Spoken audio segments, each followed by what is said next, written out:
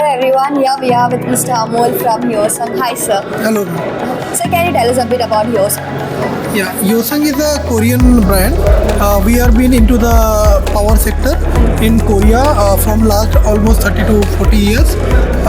We have lot of different technologies available which is required for the grid part, transmission segment.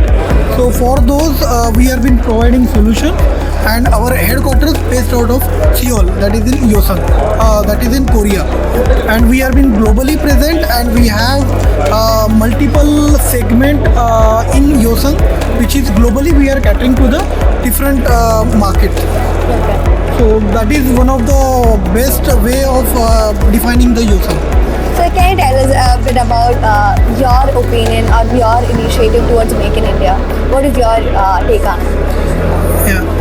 We have been with Government of India for this particular Make in India concept. Earlier we used to supply from Korea all the equipment required in grid. Under the Make in India initiative, we had a good relations with Government of India, and we started Make in India in India with our GIS factory, which we built in Pune, that is in Maharashtra. So how important do you think is collaboration with the outside India also? How important is it for the manufacturing industry to have collaborations all over the world? See, as India is growing, there is a power consumption is going up. So with that, a lot of equipment are required in India, which is the technology is not available in India.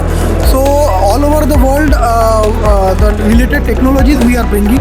So we have been available with these technologies in Korea.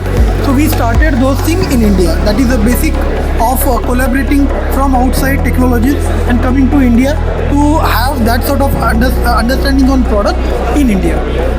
Thank you so much sir. Thank you for your time. It's been a pleasure meeting you. Thank you, ma'am.